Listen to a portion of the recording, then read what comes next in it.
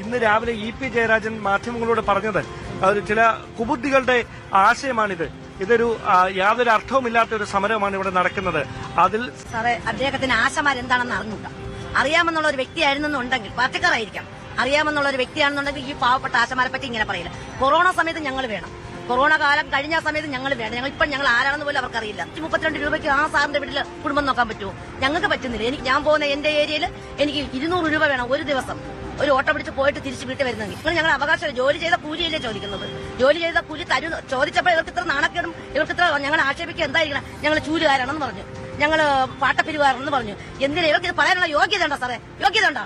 അല്ലെങ്കിൽ ഞങ്ങളെ കൂടെ വരട്ടവര്, അവർ ഞങ്ങളെ കൂടെ ഇറങ്ങി ഞങ്ങളെ ഫീൽഡിൽ വരട്ടെ, വന്നിട്ട് ചോദിക്കട്ടെ. ഞങ്ങളുടെ അവകാശം വാങ്ങിയിട്ടേ പോകുള്ളൂ. ഇവിടെ കിടന്ന് മരിച്ചാലും ശരിയെന്ന ഈ ജയരാജൻ സാർ പറയുന്നു. ജയരാജൻ സാറിന് എന്തറിയാം ആശമാരെ പറ്റി? എന്തോന്നറിയാം? കണ്ടോ സാറേ, ഞങ്ങൾ കൊണ്ടു നടക്കുന്നത് ഞങ്ങൾ ഇവരെന്തിനാ ഈ കള്ള ആശമാർക്ക് ഇവർ കള്ളരാണെന്നും പറഞ്ഞ് ഇവർ തന്നയക്കുന്നത്?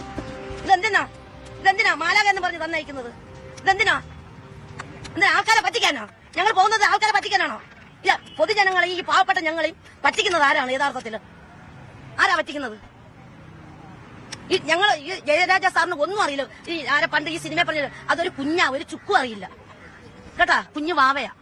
ഈ പെരുമഴയത്ത് ഞങ്ങൾ ഷെഡ് ഇവിടെ പാപ്പ വലിച്ച് ഈ കമ്പിയിൽ കെട്ടിയിട്ട് അവരുടെ കമ്പി പോലും കെട്ടിയില്ല.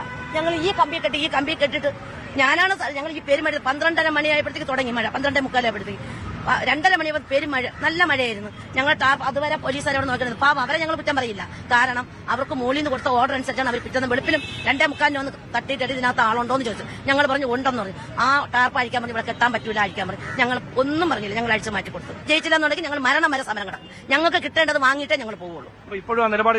ഒരു മാറ്റം ഈ വെയിലത്ത് മഴയത്ത് ഞങ്ങൾ കഷ്ടപ്പെടാന്നുണ്ടെങ്കിൽ ഈ നിന്ന് ഞങ്ങൾ മോശമായിട്ട് ഒന്നും പറയുന്നില്ല സാറേ. ഒരു പാർട്ടി ഞങ്ങൾ മോശമായിട്ട്